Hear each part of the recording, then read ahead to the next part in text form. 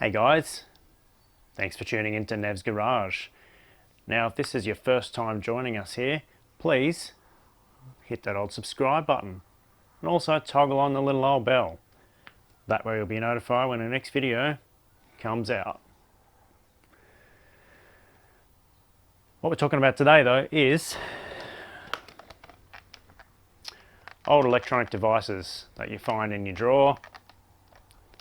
Get them out to use them, and guess what? Can't find the power adapter for it, right? They're all got different size plugs. What are you going to do? Well, what we're going to do is going to solve the problem, because that's what we do here on Nev's Garage. All right, so I got this digital photo frame, same scenario, got it out the other day, can't find the power adapter, so we're going to hotwire it. Right, we're going to convert it to a hardwired USB lead. Okay, so it's going to be real simple. I'm going to show you how to do it. Let's get into it. Okay guys, so here's the unit we're playing with. Right now, she's just a cheap digital photo frame from Kmart. Okay, now we notice on the back here gives us a wiring diagram, okay, for the input, and it tells us it's DC 5 volt. Guess what? USB's 5 volt DC. Cool, huh? Alright, so first of all, we're just going to crack this puppy open.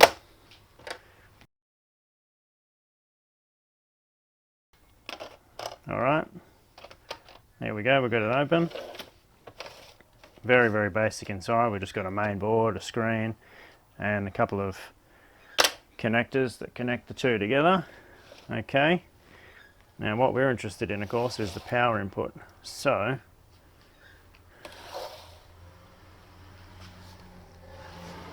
that's going to be him here. Alright, so what we might do is just pop the board out so that we can trace the wiring.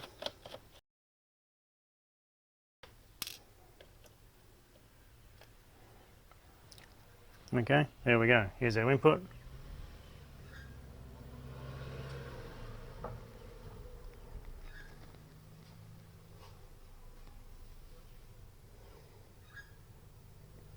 Now from that we're going to be able to figure out which one is which. So let's check it out. Alright, so we'll just get our multimeter on continuity, because on the back of the case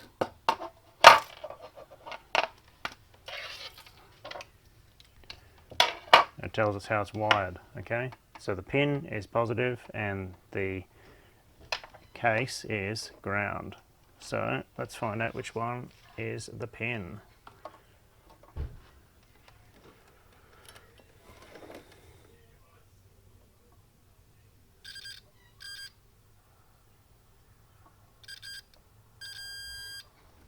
Alright, so that one there is positive. So let's put a little plus sign there. Boom. Now, which one of these is the ground? Which is a little bit harder to figure out, but stick our probe down the side like that.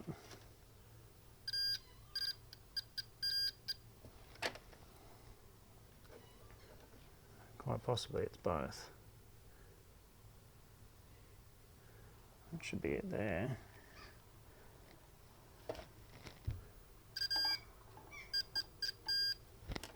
No, so it's actually both.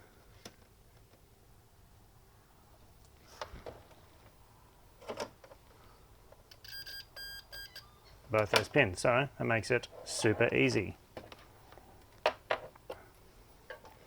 So let's just pick this one up, boom, like that.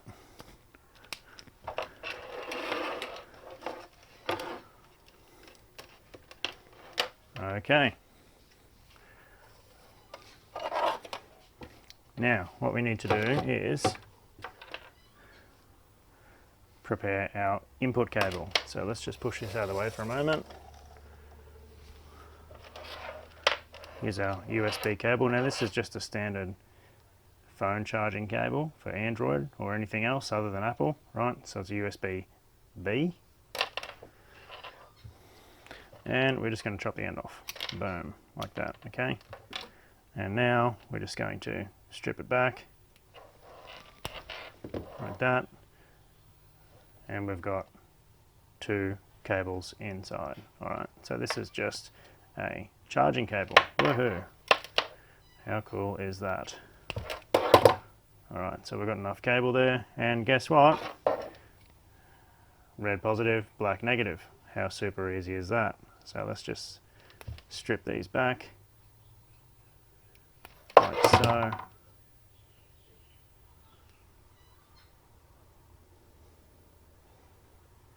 Give them a bit of a twist, like that. And we're just going to tin the end up with a soldering iron.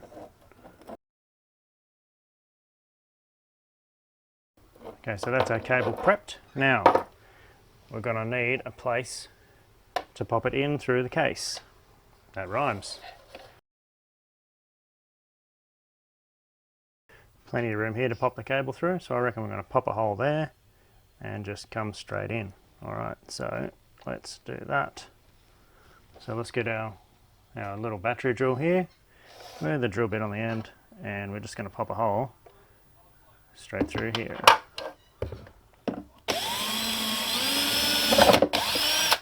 Like that. That's where our cable's going to run through. And I'm also going to pop 2 holes here, and you'll see why in a minute.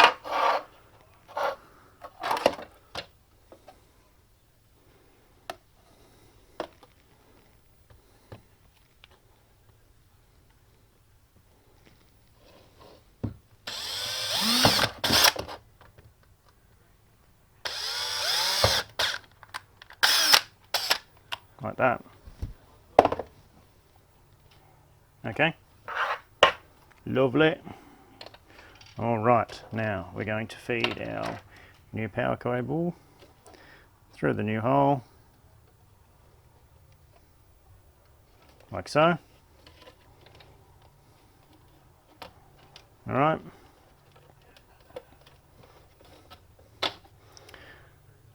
Pop our board back in place, actually. First of all, put our button panel back in.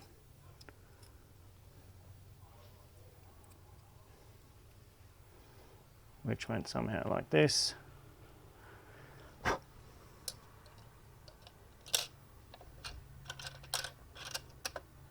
Goes in there like that.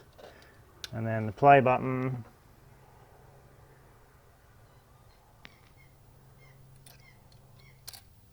Like that. Now our board.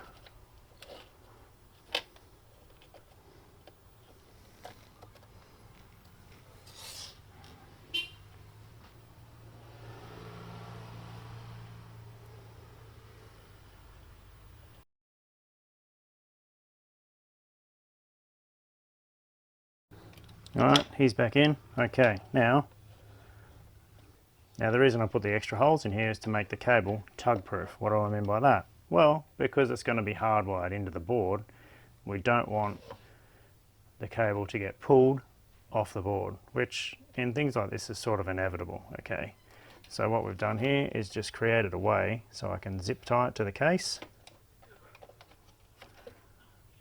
to give it a bit of protection. Alright.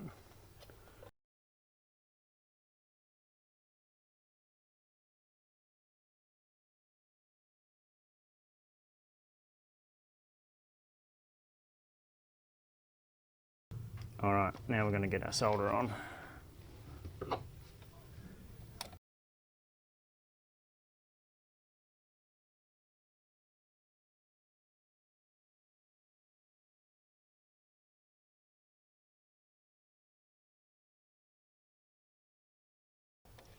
Cool. Alright, so what we're going to do now is just add a little bit of hot glue, just for security on there.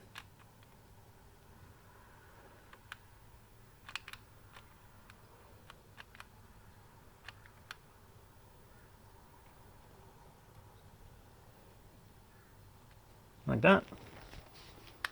And you can see there our mod. So wire comes in, does a loop through the zip tie, back to the board, and is soldered directly to the board. Okay, so let's put the unit back together. Alright, so we've got the board in there. Now basically we just flip the screen over and pop it on top. Just the way it was before. Like that. We might give it a bit of a clean.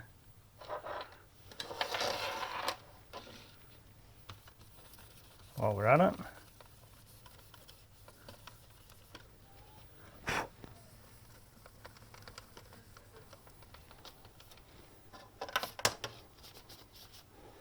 Okay, and then our fascia just clips straight down over top.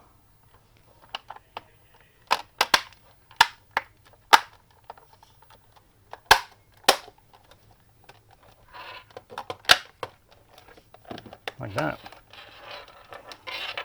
And that's it.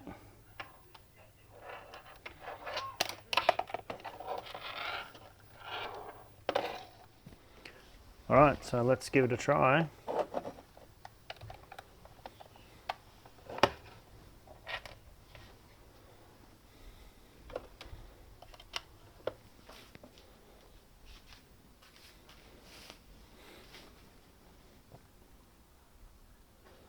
Oh, look at that. We have action.